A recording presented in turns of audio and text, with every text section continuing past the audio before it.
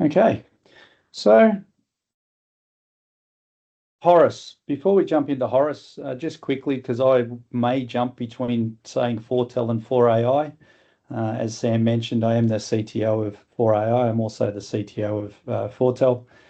And fortunately, we've been in the rail industry for a while. Some of you may have heard of Foretel in the below rail space, and we've been operating in the rail environment for over 20 years now, actually going on 25 next year, which is pretty exciting. Also, we have a association with the local university here at Newcastle, which is only just across the road from us, which has given us the ability to tap into a lot of new skills, but also gives us the ability to collaborate with them and them with us, and vice versa. So we've got a number of AI scientists that we have employed within the AI team, and then they also work with the university labs and the robotics themselves. As you can see on the right-hand side, there's some images of a few different things that both Foretel and 4AI have been involved with.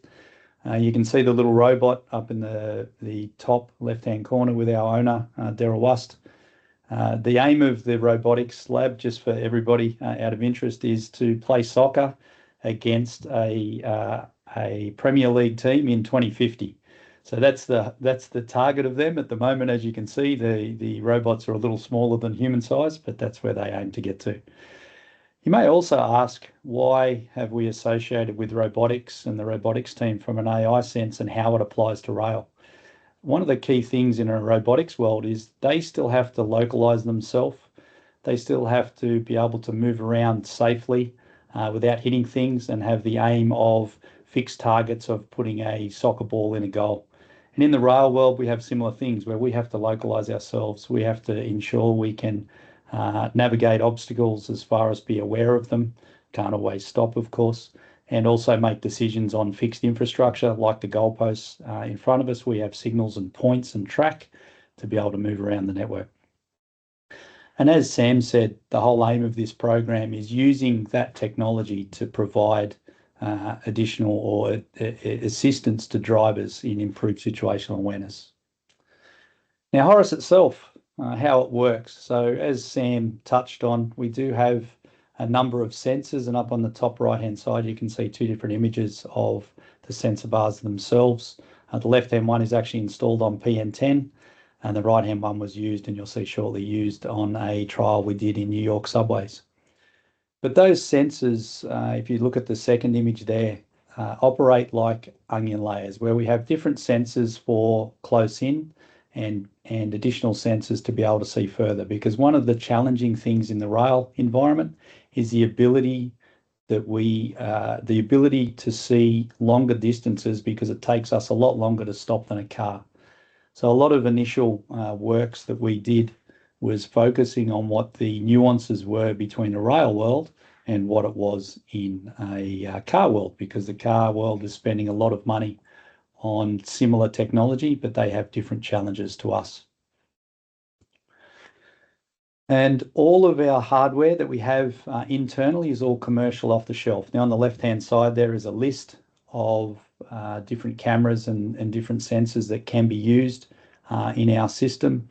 You'll also notice there's some onboard safety as well. That's being used for another program with PN, but it's also available if we need to break the train.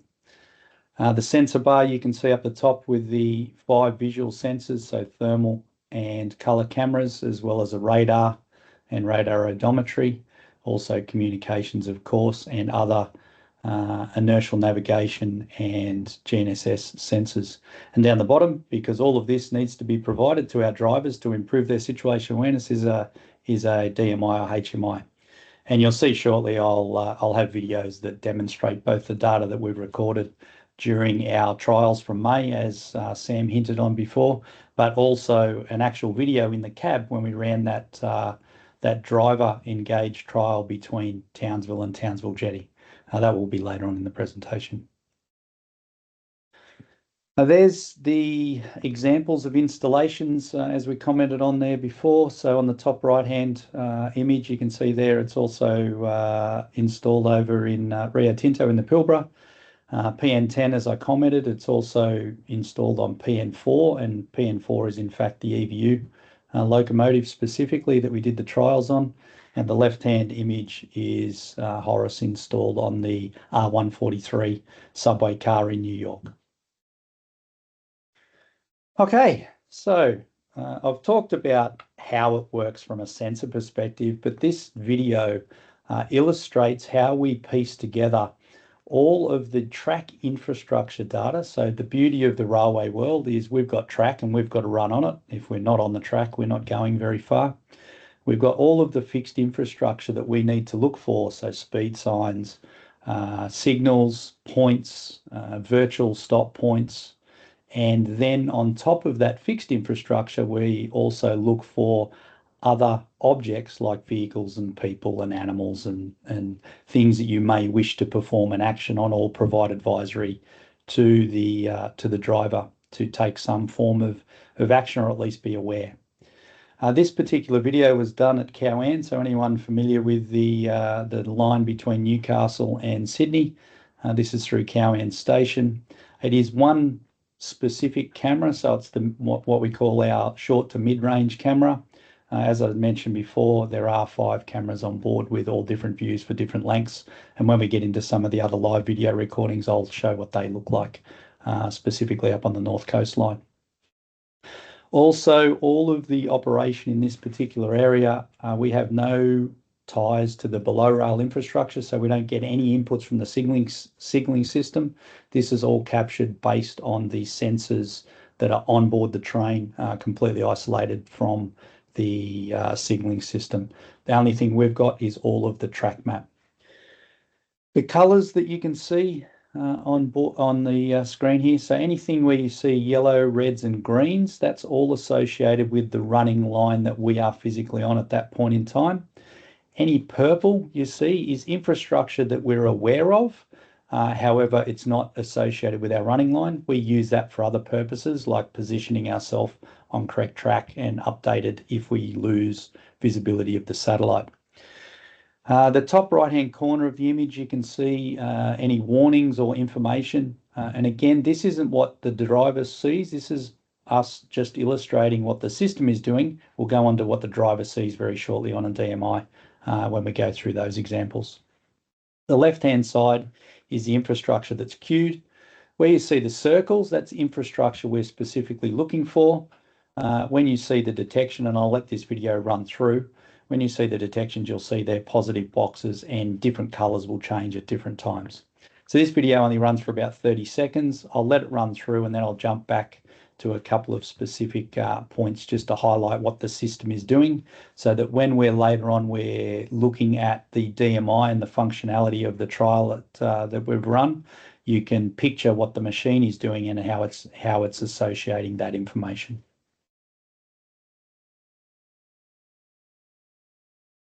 So that's just running through there now. You'll notice the colours for the virtual trip stop has changed from red to green. We've positively detected the aspects at the end of the platform.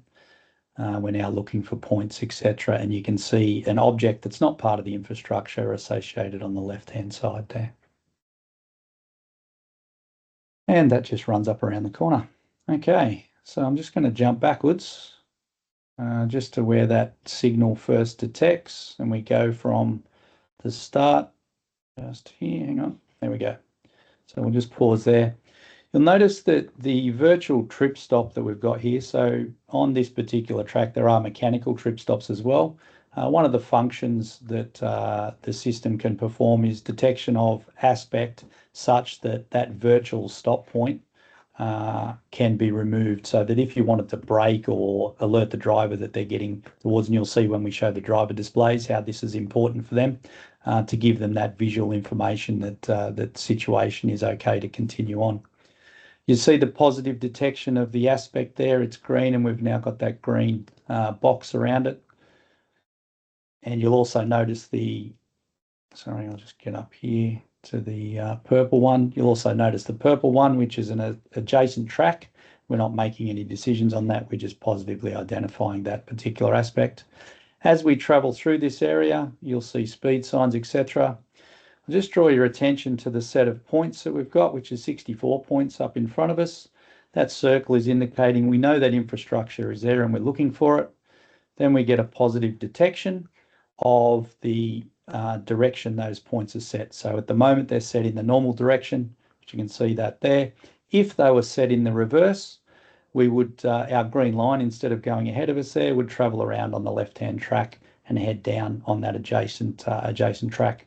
You also note the vehicle that is detected off in the corridor, but it's a light blue color because the system is aware of it, monitoring it. But because it's not in any danger of the running line, we're not providing any warnings from a sense of the driver may need to be aware when we feed that back to the system.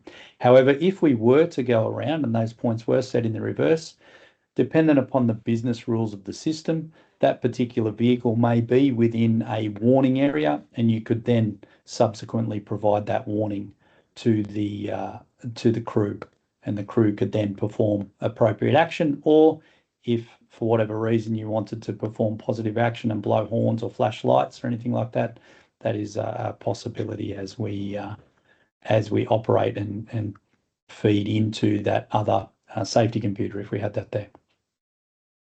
I know Sam mentioned about questions at the end, but one thing I will do on some of these things, because it's important that everyone has a concept of how the system is operating. I'll just give a couple of seconds. If anyone has a question, please jump off mute and fire in now before I go into the next video. No? Okay, very good. All right, so I mentioned as we were talking about the system and how the system operates, which is what that previous video was highlighting. One of the important things we then do is we take that information that the system is doing and provide it to a driver in a meaningful way based on the operational scenario that the driver and the crew are operating in.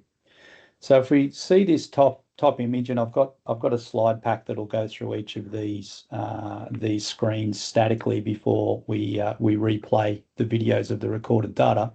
But up in the top area, we actually did a lot of work with driver workshops and HF consultants to work through and get these displays to display the minimum amount of information that the driver is required to make decisions to minimize the chance of distraction.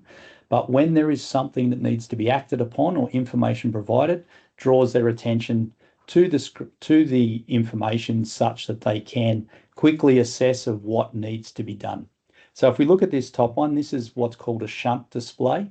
So in shunt mode, the driver has the capability to view video, so being a color video like this one is, or they can also choose thermal if it's of a nighttime, showing different detections. And in this instance, it's just highlighting as a warning that there is rolling stock in 40 meters, and we can also see some people standing off in the cess there, off to the side. However, the main display that's used out on the main line is this bottom display. So we can see here, there's no video that's available for the driver, because the last thing we want is the driver looking down at this display. They should be focused on what's out in front of them. However, as a quick visual, the driver can see upcoming signal that they may need to stop at, and in this instance, it's 700 meters away. If they need to be applying brakes or not, that information can be provided both visually and alert-wise. And again, you'll get to see this running through the display shortly.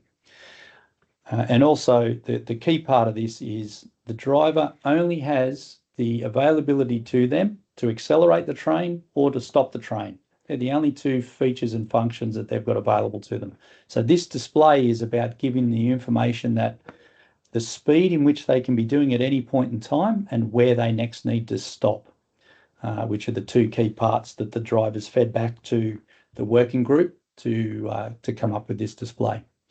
And then on the right-hand side, you can see the image of the installed DMI. And again, there's some other pictures of it operating, so I won't spend any more time on that one. Okay, I'm just going to share because I think the next slide, actually this is actually I won't do that one just yet. I will just stop sharing for a sec, and I've got just a DMI presentation to run through quickly, and then we'll get onto the videos of those those displays. So just bear with me while I bring that one up and share my screen again. Okay. All right. Sam, has that come back up now? Yep. Thank you. Yep, can see that. Okay, so one of the things, because we're illustrating braking curves, as you saw on that one still display on that previous slide, important information like train weight, train length is able to be put into the system for the driver so that we're able to calculate those braking curves. So this is a initial input screen for the drivers to give us information for that display. So once the display is finished starting, you'll see it goes into what's called standby mode, where the driver then, where the system is then ready to operate, and then off we go on our way. So once we're in active mode and everything is operating, it goes into what's called drive mode. You'll notice in drive mode, I have a train speed at the top of the screen, my upcoming infrastructure on the right-hand side, and a speed curve and a stop point on a graph that has a 4-kilometre look ahead. You'll also note that the track kilometres that we're currently at is displayed in the bottom left-hand corner of that graph for reference for the driver. Some other ancillary information at the bottom. As we continue on, the graph continues to slide along, and this is just an update. As we were to stop the train, we can see we're at 0 and we're 20 metres from the signal. But again, I've got actives of this, so we'll show that shortly. The other important piece of information for drivers to improve situational awareness is the ability to recognise and provide to the driver what the previous aspect I may have gone past was, so that I can make a decision on where I may need to slow my train or what that upcoming aspect is, because I may not have good visibility, or like we all do when we're driving our vehicles on the freeway and we do the same road day after day, we drive past the same service station day after day, we may become complacent. And drivers do this as far as when they've got the same train tracks in front of them hour after hour, day after day. They might go, oh, have I been past that particular signal yet? Or have I been past that tree of where I normally start to slow for the upcoming signal? The same as if we're on the road and I drive past that service station and I get further down the road and I go, oh, gee, I need to get fuel. Have I been past that survey yet? So that's where we lose situational awareness, because we're doing that routine task time after time and may get distracted by something else. So under the graph, what this provides is what the previous aspect I went past, what the color of that aspect was. So in this instance, and again, you'll see this live operate shortly, but it illustrates that the previous aspect was a green. We can see a green coming up at just on a kilometre, which is this area here. There would be another signal, which it's green. And then we assume, if we haven't got that extra information, that the following signal after a green is a caution and then a stop from there, because that's how signalling systems work. So we're able to use that information if we don't have an input from a signalling system to project forward. And again, you'll see that in future videos. Again, if we are overspeeding, we provide some warning information. So the current configuration is within 5 kilometres of the posted speed limit. We just highlight the colour of the speed yellow, and then also some of these accents. If we're beyond 5 kilometres an hour or beyond, we then provide a overspeed indication, exactly as this yellow banner is here. And also there is an audible alert that goes along with that. And then if we're going even quicker again, we then provide information. In this instance, we're illustrating that you should be applying the brake now. If we were interfaced to the braking system, instead of suggesting to apply the brake, this would actually say brakes applied, because the system would be doing that. But in this instance, as part of the EVU, we are providing information to the driver for the driver to make that decision on what they need, what their action is. And then they come to a stop, and that's another example of that one. I won't worry about any more on that because I've got a video on that very shortly. Okay. All right, I'll just stop sharing again, and I will just jump back to that other presentation and just run through the EVU itself now. So that's what I've illustrated so far, is how the system operates from a systematic and detection perspective, then how we can display that information for the driver. So now what I'm going to run through over the next 15 or 20 minutes is what we've done on the EVU itself and some of the recorded results that we have from the trials and testing that we've done. So as Sam touched on earlier, the whole idea of the EVU was to demonstrate how an advanced driver advisory system could help improve the situational awareness for a driver, and then thus reducing the risk of anything to do with exceedance of authority or SPAD, and also overspeeds for whatever reason that may be occurring, whether that be distraction or, again, loss of situational awareness. So these images here, so PN4, as I mentioned before, that's the loco that's been used for the EVU trials themselves, and you can see the HORUS sensor bar, and in this instance it's black. The previous one I showed was a white one. And then in the cab, this is the driver environment that is currently installed on that particular locomotive. So we can see on the right-hand side here is the control or the fire screen that's used for all the locomotive information, engine information. That little box up the top there is the current ATP that is used within the North Coast line between Caboolture and up to Peruna. And then here's the DMI installed and the indication of the graph and the upcoming aspect. And you can see the upcoming aspect that's just in front of us there. That's that one. And also the highlighted green color, as I mentioned before, of what that aspect will be all the way up to our next decision point. And then, of course, we illustrate any warnings and alarm. So this first short video is what we look at from a shunt mode perspective. If you recall, when I previously talked about shunt mode, I was highlighting that a video is available so that given a shunt mode is operating in a lower speed environment, but there are a lot of hazards in and around a shunt yard, being wagons and people and vehicles, and there are a lot of manual points that need to be visualized by the drivers. So what we're doing here is we're providing that video, which gives that information if the driver needs to refer to that, and especially in after hours or inclement weather conditions with the thermal camera, as I mentioned before.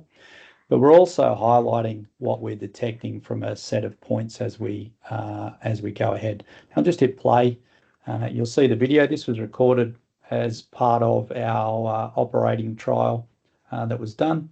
You'll notice our sets of points at the moment were straight. You'll see very shortly as we get closer to that one, you'll see those set of points are detected around to the left.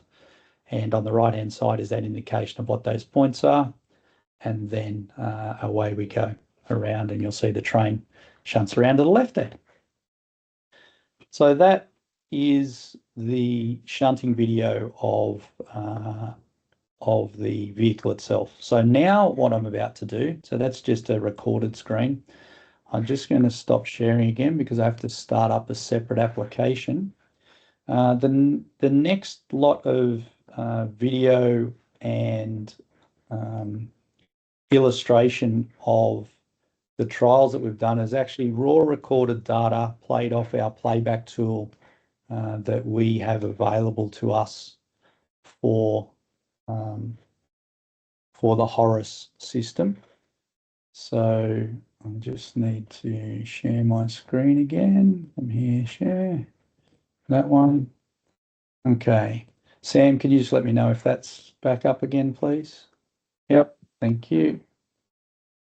All right. So we'll just open that up. So you'll notice, I'll just need to play this forward to get some infrastructure there. Okay, so just before I showed the DMI, I'm going to have to shrink this screen so I can fit everything on here for us. I'll just set this up at the moment. So I'll just bring that over there. And I'll also show the videos as well. So what I'll do at different times is I'll highlight different videos or different cameras, sorry, not videos, because it's dependent upon where we are at any given point in time to what's relevant for what's on the display. So if you recall there earlier, I ran through what the system was detecting, and then this is all of those detections and that information being fed and displayed on the screen. So the infrastructure as we approach, we can see a signal. So this 10-degree field of view camera, if I jump quickly on the map, we can also display it on a map. We can see how far we are away from that. There's my position. So we can see all of the upcoming signals off in the distance. The one I think we're about to approach, which is CM13, you can see that highlighted there, and CM13 on the DMI. If I go back to the vision now, so that particular signal is 600 meters away. So as we approach the signal, you'll see the detection will start to occur. I just might speed that up, otherwise it'll take a little bit longer. Come on. We can see that the detection's starting to flick there. And we can see at the moment that the aspect is detected as a red.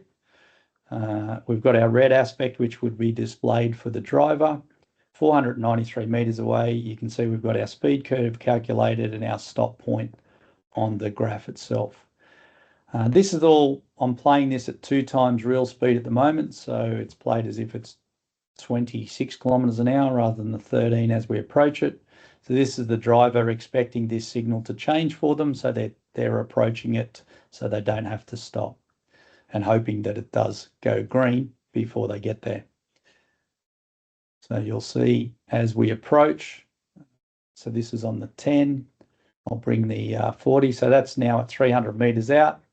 Oh, I just need to change this to be HORUS only. Close. So you see on the approach, I'm just going to pause there just to explain why this first bit isn't green. So at the start of this recording, we had no previous aspects. So we've just got a speed. So that's why that is grey. You can see CM13, which is this line here, we've detected as green, and we're projecting up to the next signal, which is just beyond a kilometre from us. That will be the previous aspect all the way up to there. And we're assuming, because we can't physically see that particular aspect at this point in time, that is a caution, which means the following signal, which our stop point at this stage for the driver, is at stop at this stage until we get more information. So again, we're able to project forward for the driver out 2.5 kilometers, and as you can see by the vision here, the track goes off and around to the right hand side there. The driver, and with all the sugarcane, can't see that projected signal, but it gives them an idea of how far away the upcoming infrastructure is. So I'm just going to speed this video up a bit because I can, and it will take a while to get up and around the corner. You'll see as we travel around here, going across the level crossing and around the corner. All right, so you'll notice that signal changed, and I'm just going to go back just a touch because I was going a little bit fast, and I'll just reduce the speed down. You'll notice visually we cannot see that at this point in time, so we're not actually changing a color. As we come around the corner, we pick that up from a visual sense to provide that information to the driver, and you can see the graph is automatically updated, and there's an increase in speed up here a little further, which I'll talk through that a little more shortly. And the signal ahead of us, CM14, is that one we can see just around the corner there as we travel on. All right, now I'll just go to the next bit. I'll just bring up, so this is the footage from the mid-range camera. You can see that's CM14, so that's 70 meters from us at that point in time as we approach that, signal. Now, as we travel along, there's a number of speed boards, etc. I'm just going to turn on debug just so I can illustrate this next lot of information, which is our speed boards. You'll notice the screen has come up with a number of lots of speed information. Now, where this is important is as we travel forward, and I'll just get up to the speed board in question, which is just beyond this bridge here. We can see, all right. So we can see that 80k speed board, which is this increase in speed here. But you'll notice on the graph, we are not increasing the speed for the driver until it's 651 meters beyond that speed board. And you'll notice as the driver continues on, so the front of the train is past the speed board there, but in current rules, the train driver is meant to judge the length of their train and how far they are past that speed board before they increase their speed, which is a fairly hard task to guess, especially if you're driving different length trains often as well, to guess that speed. Now, whilst you're operating on the main line, judging and assessing that speed won't cause a great drama if you do happen to go over the speed limit a little bit. As you can see here, the driver is already increasing their speed. We can see we've highlighted that yellow. But if you picture we're going through a set of points and I've got a 600 meter train, and that set of points is restricted to 25 kilometers an hour, and I misjudge the length of my train and increase my speed so that the rear of the train, by the time I get through them, is doing, say, 50 kilometers an hour, that could cause a potential issue. So by providing and improving the situational awareness for the driver, we're reducing the chance of an overspeed condition causing an issue, especially where you're going from a slower speed like 25 kilometers an hour up to a more significant speed where they're trying to get up to 80 kilometers an hour as we are here. So that's something that will certainly help, and the drivers are very excited to get that information so that it takes the guesswork out of when they're actually able to increase their speed. Just turn that off again, and we'll let that play on. The other thing that is also interesting in a rail world is in a rail world, and I'm just going to pause just here. In a rail world, all of the signals that face us aren't necessarily applicable to us. So we can see in this particular instance, I've got, which is the track that I'm on, which is CM16. I may be able to see CM16 as I zoom into that. But also on the adjacent track, I've got CM13 that's there, and that doesn't apply to me. So one of the key components is ensuring we associate that right aspect to our right track to come up with this decision for the drivers and provide this information. But what's also interesting, and I can't remember if I've got the footage set to play here, is when you're near roads, there are other traffic lights, etc., that are out on the right-hand side, and ensuring we associate that right green with the right track is really important. And that was one of the takings we got from doing the trials up on between Townsville and Townsville Jetty. There was one particular location that had 6 other traffic lights right next to where the signals were, and we were able to highlight that we were picking the appropriate ones. One of the other challenges in rail compared to road is also that those traffic lights, every traffic light that faces you applies to what you need to do. So it makes it easier for the cars in that they see greens for straight ahead, or they see a red arrow, they can make and provide that information to the driver based on that particular aspect, because everything in every light that's facing them applies to that driver.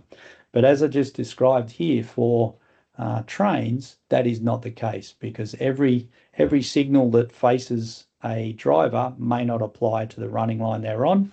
And if those roles were reversed and that green was next to us and our red was on our track, and we misjudged or were distracted and took the wrong aspect for us as a driver, we can provide that alert and alarm information to bring the driver's attention to that particular issue as that train travels through.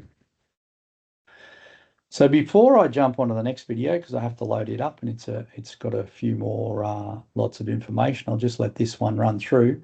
But if anyone has any questions before I jump to the next one, please don't hesitate to jump in now, because that's a fair bit to take in, where we've combined all of the initial description that I did on how the system works, and then how we display that to a driver, and how we're improving that situational awareness for the driver. So while I'm loading the next one, if anyone has any questions, please do jump in. I had a quick question, if that's okay.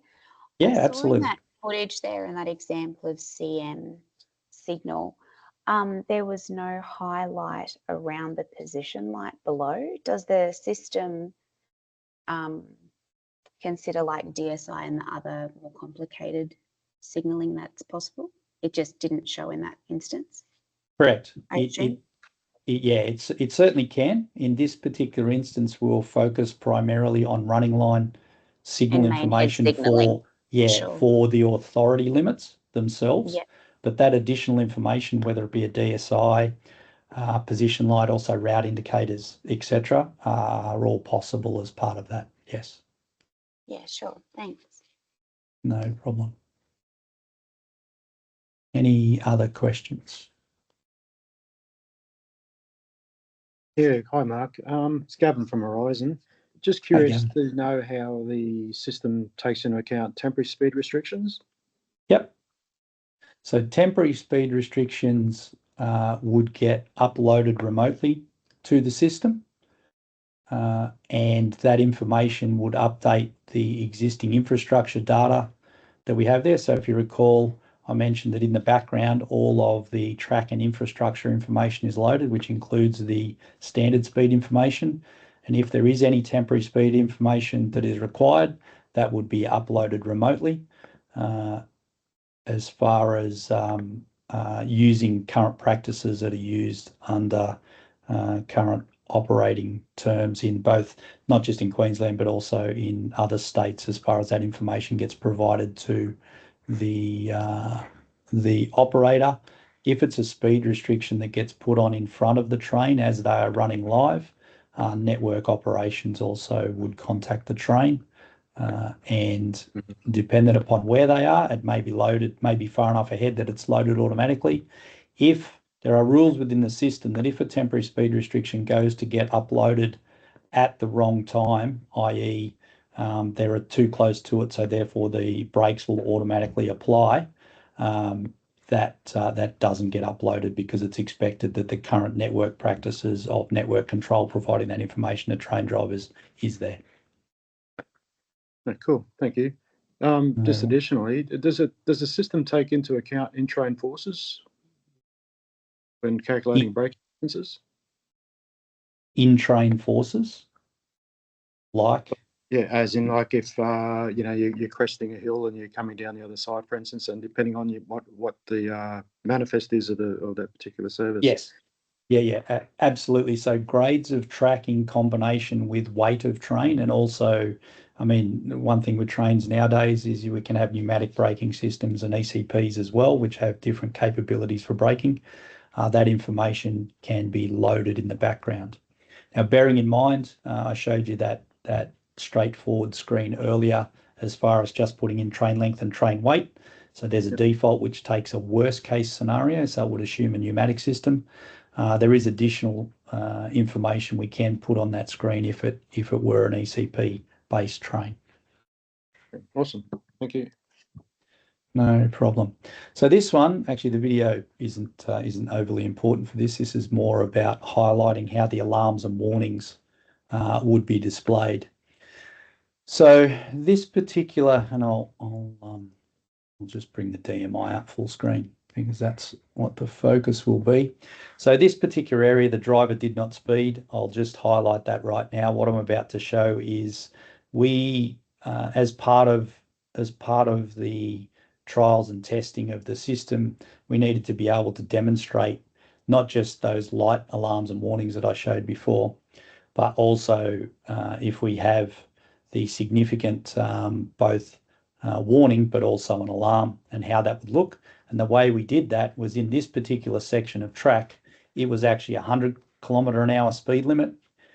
We changed the speed of that track to be 80km/h so that we could demonstrate what alarms and warnings would look like and how they would sound. Now, unfortunately for everybody online, or fortunately, the audio doesn't ordinarily transmit over a Teams meeting for this. Unfortunately for me, I will get to hear it, and it's very loud and it's very annoying. So just there's those of you that were sat with us in Townsville got to hear these alarms and warnings many times.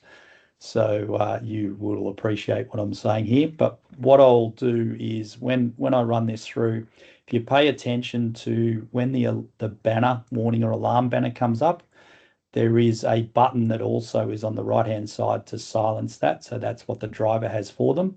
It doesn't remove the alarm. All it does is stop the audible alert, which I'll be hitting very quickly when it comes up.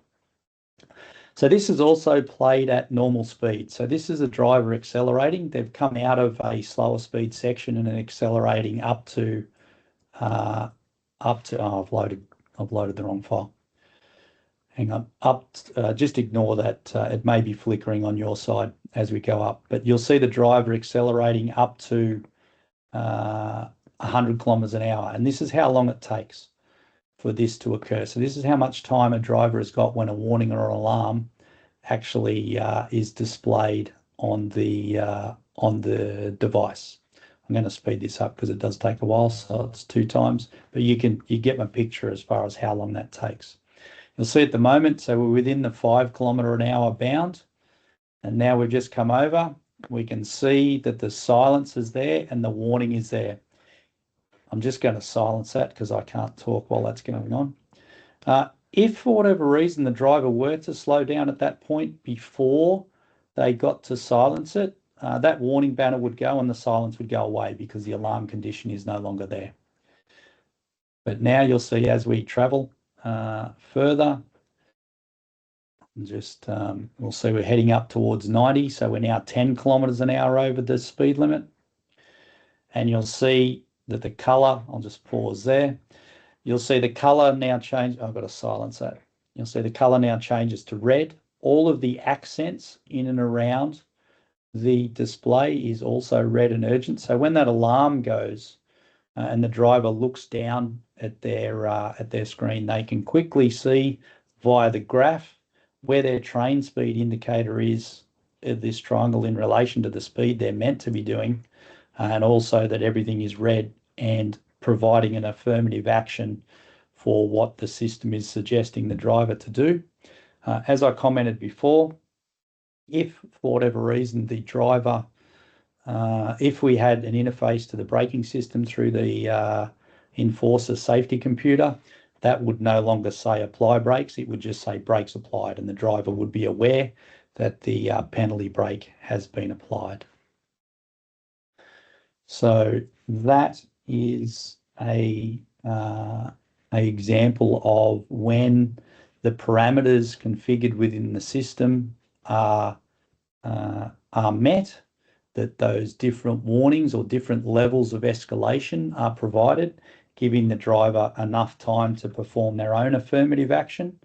And if for whatever reason that doesn't occur, it will continue to escalate up to that last alarm. And I really wish I could share that noise with everybody. That last alarm would be quite attention-seeking, shall we say, such that the driver would then perform their action. Okay, any questions on the alarms and warnings, what's displayed to drivers, what gets pushed up ahead, and how the system itself is operating at this point? Oh, just going to stop sharing again because I'll close that one down, and I'm just going to show now some footage that was captured within the cab as we were driving, and it's a short clip a few seconds on a short clip, but it was captured as part of our run from the jetty back towards the toll terminal as part of the trial that was the tests that were conducted in late January. Sam, can you let me know if that's come up, please? Yeah, that's up. It is? Excellent. So again, in the driver's cab, as I highlighted with that still image before, you've got the fire or the driver, the locomotive control screen itself with all of the information about the locomotive operating parameters, the existing ATP system, the HORUS display, which we can see the upcoming aspect at 489 meters. We can see our speed that is posted for that section of track. Our assumption, because we're not yet detecting that, and you can't see that off in the distance, as you can see out in front there, but we've assumed that that aspect at this point in time is at caution, which then we then assume our next stop point is up there, which is about 2 and 2.3 kilometers from where we currently are. As we can see down in the bottom corner, it's a bit hard to read because this is a video in the cab. This is trying to give a driver's eye view of what is going on. So the video itself is 15 odd seconds, but you'll see as this sequences through, as we approach the aspect, again, that driver situation awareness of what their posted speed is and that we're within it, what the next upcoming aspect is, and where my stop point is. So I just hit play. We'll see we're heading towards it. We're looking out in front, and you can't see any out the driver's eye. Our signal, we've detected the signal, which is down just there on the left-hand side. That's the signal that's been detected. We've now, you'll notice, I'll just jump back here. You'll notice the stop point goes from our 2 and a bit kilometers to now we can go beyond this signal because that one is a proceed aspect. And we've now projected out to the full 4 kilometers because there's no more signals beyond that last stick through that location that's within that 4 kilometer marker. And then that goes through there. So I do have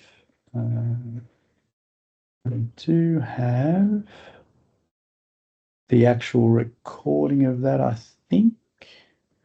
Where are we? It's this one? Yes. So this was the recording of that same area as we drive forward. So what I just showed that was recorded in the cab, we can see the signal of the adjacent track, our signal of this track as we detect. This is the 40 degree, not the 10. The 10 sees it a bit further out. And you'll see the graph comes up, detected, signal there, and we're then projecting out to the full 4 kilometers. So that brings us to the end of the videos. Now I have other videos, etc. If there are questions that head us down that path, I'll bring those up. But at this stage, I will open the floor to any additional comments from Sam or the PN team, or to any questions for the rest of the audience. So, Mark, hi, it's Paul Williams from Pacific National. Hi, Paul. I just wondered if you might talk a little bit about the track database, the challenges of getting it, and when you did get it, how accurate that track database in fact was. Absolutely. Yeah, definitely. So just in relation to the commentary I made early on with us being able to associate a signal aspect to the track, it's really important that the track database itself and the information provided by the rail infrastructure owner is accurate as we travel along the track. Now, we did get track information from QR for some of that track because we're doing the ATP program that some of the audience may be aware of. However, there was a lot of information that we didn't have as part of the ATP program, specifically into the jetty, that we also had to get. Now, as part of the running of that information, we then have to validate that, which takes some time. And unfortunately, before some of these tests, we're unable to validate all of that information, which then has an impact of not being able to associate a signal. Now, what I'll do is I'll just bring up that that last video I had again, just to point to the screen to show what I'm talking about. Where are we? This one here. So on the right-hand side, as you'll note, so that earlier video that I showed where we were associating a signal detection was at a much greater distance than this. So the track infrastructure data, which if you recall back to the earlier video where I had that track center line that points down the track, and then we have our circles where we're looking for those signals off into the distance. When that track infrastructure data is inaccurate, whether that be from an elevation perspective, so what the elevation of the infrastructure is to the ground, the grade information or the track center line, if that's offset, what then can occur is we can then, if we're offset to the track, we could then put ourselves on the wrong track, which did occur in a couple of areas where the track data was offset was wrong, or for our association to be as far out as possible. We were actually on the raw video of this on the 10 degree, so the long range, not this short range camera. We were actually detecting this particular signal at about 800 meters out. So if we had accurate data, we would associate and provide that information into the cab 800 meters out. Unfortunately, for this one, as we see as we run through that association, you'll notice that we detect it. Oh, if I can get there, hang on, I'll try and pause it at the right spot. So you'll notice that we detect it there. So the 40 hasn't detected it yet. So that's the short range, as I mentioned before. But the 10 degree field of view detected it here from an association to the track. But we could actually detect that green like this red was 800 meters out. So that was just purely a function of that track data, that signal position not being allocated in the right core parameters to where the track center line was. In fact, the track center line was pushed across into the middle of these tracks here as we went down, and the elevation of this signal was about 15 meters higher than where it actually sat on the track as well. So to answer Paul's question, track infrastructure data and the accuracy of that when we're associating visual information to fixed information is extremely important to give long-range detection. But on the flip side of that, because we're just trying to provide situational awareness to drivers, even at 240 meters, because we can project ahead further, it still doesn't impact the operation of that train, and we're still able to make accurate decisions and provide situational awareness updates to drivers projecting ahead on the infrastructure that we have. So that highlighted two things for the outcome of the detailed and accurate information. Is it's really important for long-range detections to have accurate information. However, we are still able to improve driver situational awareness even where that information may not be as good as it could be. I did show a video in a previous, and I'll see if I've got that here quickly, on a previous one where some of the information we got was actually missing signaling, a particular signal at one location, and HORUS was able, that was part of the ATP program, and HORUS was able to detect that, so we could report that back to QR and it get added into the GIS info. So yes, accurate information, the challenges with that information and the validation is really important, and the information and the output you get from that has a significant impact on the how far ahead you can actually provide that detail back to the driver. Does that answer your question, Paul? Yep, no, very good answer. Thanks, Mark. Excellent, thank you. Mark, it's Steph Munns. I had a question. Yep. I believe you said earlier that you engaged some drivers and HF in the preliminary sort of HMI design. Yep. Was there any like usability testing complete as part of the PN trial to sort of, I guess, verify, validate, etc., how intuitive the system actually is to the specific end users? Yes. So the first step of the trial that we did between Townsville and Townsville Jetty, so once we put it on board, we actually they were running on operational services, and the driver was engaging and providing feedback on the information displayed as they operated in that area to confirm what the static workshops we had with different driver groups throughout several months, actually. This started on a previous, the other ATP project, and then carried across to this. That feedback was then gathered to see if any of those assumptions and HF input needed to change or improve. However, the feedback that we were provided was that it met all of the needs for the information that the system was trying to convey to improve their situational awareness at this stage. In fact, the drivers that were engaged as part of the local trial, when we suggested that we're also doing a bigger trial between Mackay and Townsville to show a full mainline run, all of the drivers put their hand up to want to be involved to be able to see the system working on a broader scale. So I guess that in itself highlighted the usability and all of the feedback, and Sam can probably talk more on some of the driver feedback we got post the trials, and then also the static workshops that we did. Yeah, absolutely. Look, on a broad lens, the feedback that we got from the trials was all very much positive. Drivers were very impressed with the system, how it interacted, the signal detection, especially from so far out. We will continue to conduct more trials on a longer corridor with a broader working group, and we'll continue to collect feedback which will help to refine the system.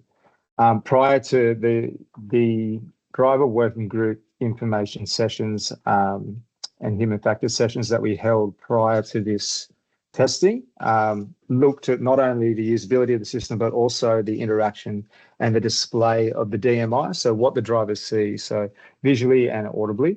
And then we took that feedback in, and that's how we came to the landing of what the drivers will see on that DMI there. So it will be an ongoing process, and as we get more drivers in front of the system throughout the trials, then we can continue to refine the system. Yeah, thanks, Sam. Yeah. Just one other thing, Steph. Sorry, I do want to add to that. Is the interaction that drivers have with the system. The idea is that they only really need to interact if they want to update that information for, as I said, from a situation awareness, they get distracted and just, oh, where am I? Where's that next signal? So, but they don't have to physically touch the screen or anything like that. We've tried to minimize how much a driver has to physically touch and interact with the system. So everything is designed to operate automatically, with the exception of entering the train specific details, so that we can calculate those braking curves correctly. And then also, if there is something that is brought to the attention of the driver for an alarm or alert, then they would interact, which is just to silence it and read what it is, because it is something they need to pay attention to. Or, as I touched on at the start, in the shunt yard, if they wish to look at, especially in inclement weather or nighting conditions, and look at have a look at the thermal cameras, the only other time they would interact. The rest of the time, the system just sits in the background, does its thing. If everything is operating within the operational parameters, there are no alarms, alerts, the driver doesn't have to interact at all. Sure. Yeah, thank you. No I problem. had another question, if that was okay. It was around sort of the alerts and the alarms. And I guess we didn't, at the beginning of the presentation, you brought up an example that had like the vehicle off to the side of the road. Yep. But we didn't sort of get to see what the driver would actually sort of receive in terms of that, if it had been deemed a relevant piece of information for them. Do you have any examples of that, so we can sort of, I guess, sort of see the other examples of the alert display, please?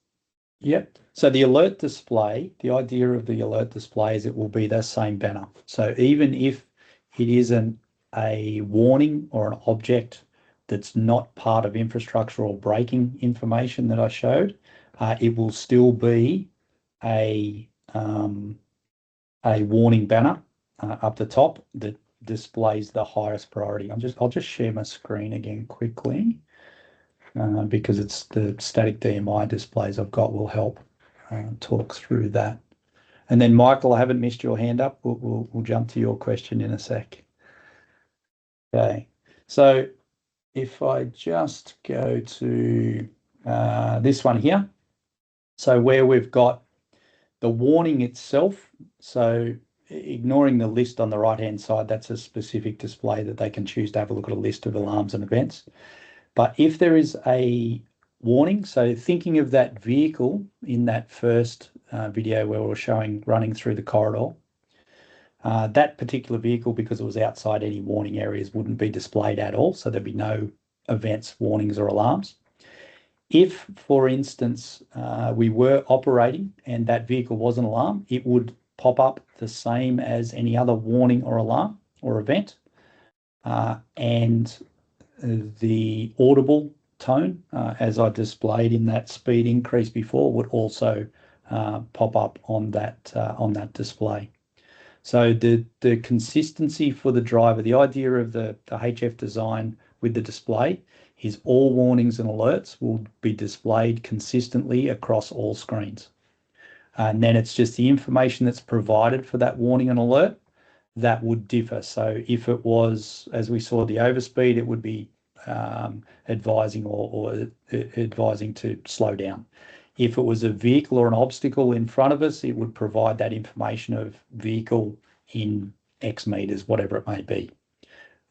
So that's how those other objects that aren't fixed infrastructure objects or operating parameters of the train would still be displayed consistently.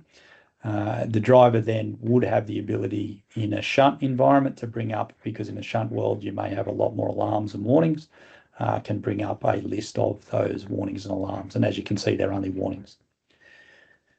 If there was a higher level alarm, it always is the one that's displayed in this banner. Once that higher level alarm clears, if that existing warning is still there, that will then be displayed in its place. So it always displays the highest level warning or alarm at any given point in time until that alarm or warning clears. Does that answer your question, Steph? Yeah, largely it does. I guess I'm just sort of interested to understand more around like the general sort of like alarm hierarchy and sort of like the structuring presentation, and I guess the potential interactions between the alerts and alarms within this specific system and the pre-existing ones within the broader in-cab environment. Yes. Just in regards to sort of, you know, the potentials for like nuisance alarms or alarm flooding in event of an emergency or degraded situation was kind of what I was, but I guess potentially you also might not be at the point of maturity in your trial to answer all of those questions, perhaps. No, those additional alarms, so our HF person that was involved as part of the assessment of all of this did get the information for existing alarms, warnings, etc. within a cab. And the system itself is able to have whatever audible tone and alert set specifically for it. So that consideration of other alarms and the other alarms, and warnings and the operating noises that are in and around the cab certainly was considered.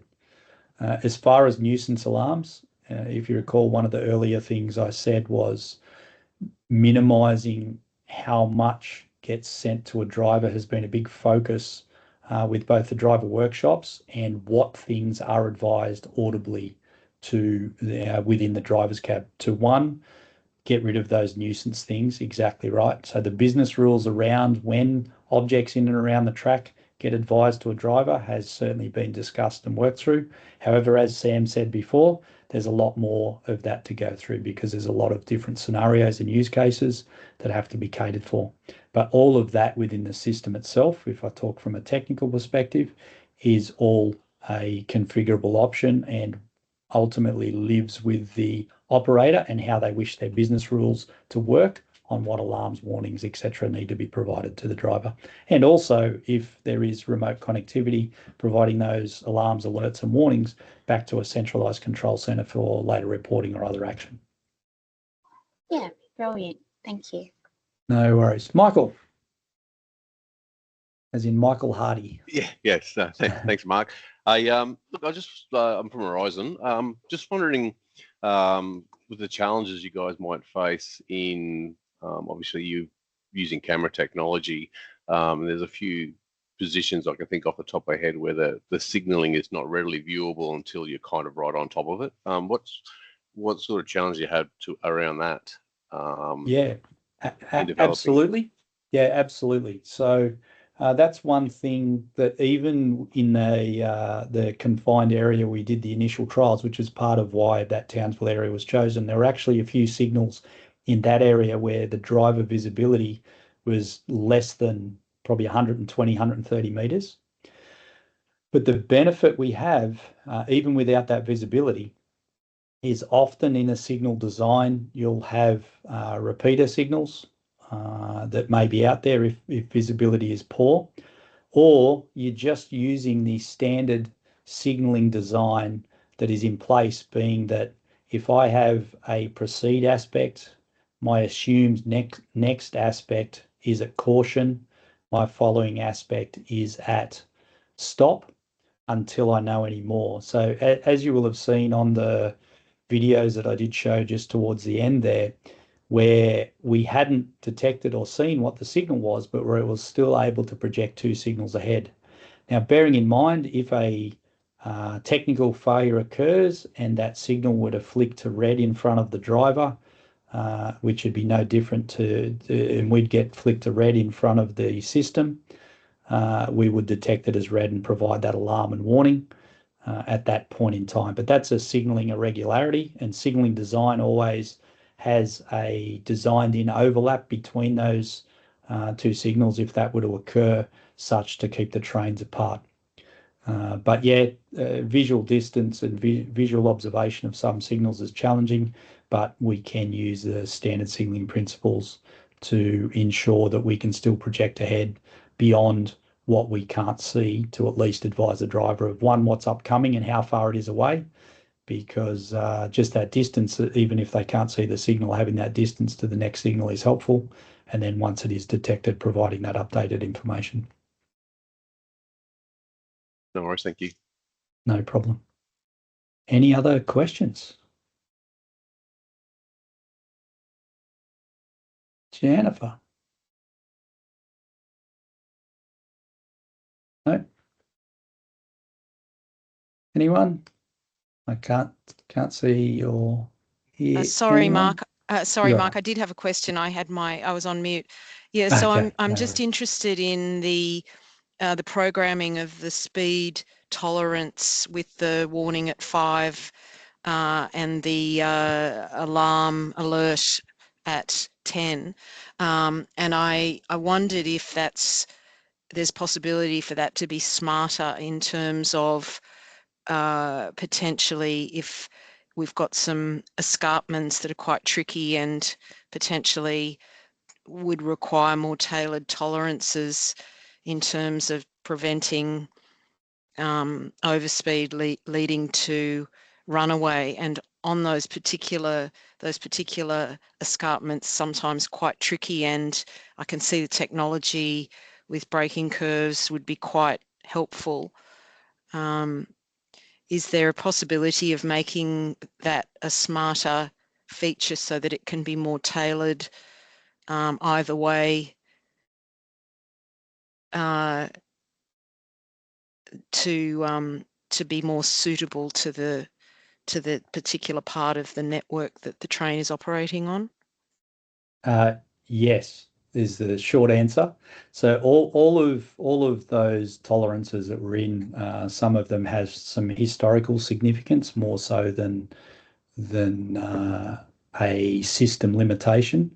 All of them are configurable, and to your point, we can certainly geo-bound areas and put different constraints around those areas for whether it be tolerance or as we said, with all of the track infrastructure information in there, grades, etc., are already taken into account. So yeah, the short answer is if the need is there to be specific in certain areas to reduce tolerance or change certain key criteria, that capability is available. Thanks, Mark. That's great. No problem. Any other questions?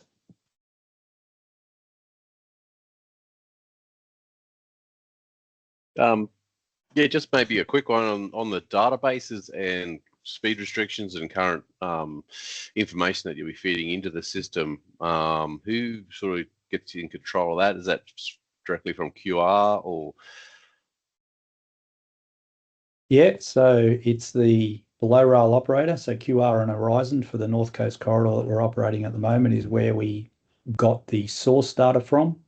As I commented, we are, and as per Paul's question before, we have to validate that to ensure that it is within tolerance for us to get optimal performance, and also that the center lines, etc., are where we expect them to be, because some of that data also has been collected a few years back. And one challenge we've got in Australia is our continent continues to move as associated to live GPS positions. So they're things that we have to naturally take into account, as well as part of that centerline is how far or how long ago that data was collected from an accuracy sense. So it's not just that the information has been collected inaccurately. It may just be a factor of how long ago it was collected in the information we've got, or sometimes we get human error with entry of data and things like that. So the validation of that still takes place from a systematic perspective. What we're doing with the data that we got from both QR and Horizon is anytime we do find any anomalies, we are feeding that back. And in fact, from a QR sense, we have fed a few anomalies back already. Yeah, okay. I was thinking more along the lines of like short-term temporary speed restrictions, track defects, along the lines that they come and go. Yeah. So yeah, okay. So from a speed restriction perspective, the system has the capability to have the kilometerage or the track information of where those speed restrictions apply and what they are, which will overlay and take that lower speed as the speed through an area, and that can be remotely uploaded. Once that is no longer valid, that can either be manually removed or a set time can be put on it as well. From the server side, as far as the infrastructure detail and the ability for those temporary speed restrictions to come from QR or Horizon via network control. At the moment, I believe they get emailed across to PN, and then they manage that from there with their drivers. And as I think I commented on during the discussion about speed restrictions earlier, if there is a speed restriction that gets applied to a train that is in the area that they're currently operating in, ordinarily network control would be telling them of that speed restriction as well. And if that upload was going to occur and that train was operating in that area, it would not allow the upload, so it automatically slams the brakes on, because it's assuming the current processes that are in place to manage those speed restrictions in the live operating environment have already been undertaken.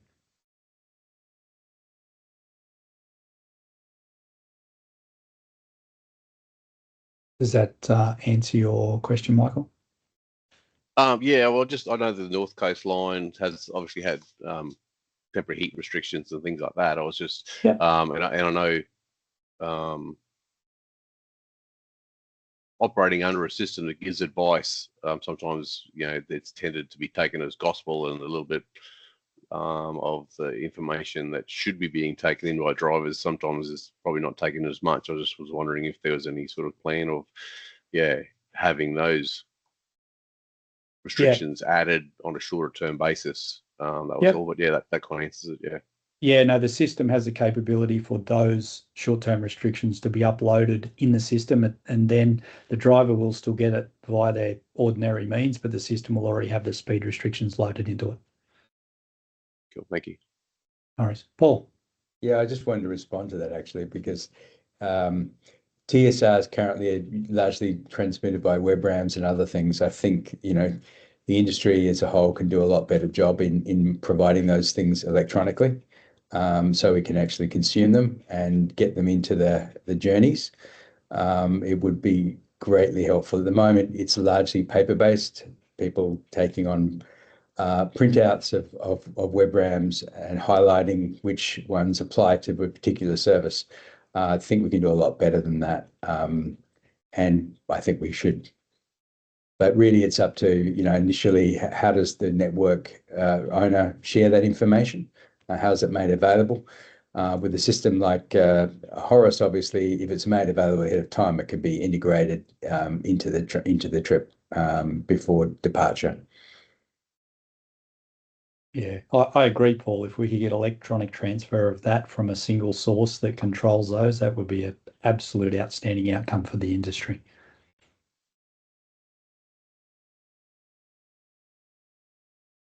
Any other questions? No, I think that does it. Anything further from yourself, Mark? Oh, well, good. Thanks, everybody, for your time. And it looks like most people stayed. So unless they've all gone to sleep, we're okay. Great. Mark, thank you so much for your presentation. I hope everyone on the call got something out of it, and we'll leave it there. Thanks again, everyone. Yeah. Many thanks. Thank you. Thanks, Thanks, guys. guys. Thanks for the time. See you later. Thank you. Bye. Bye-bye.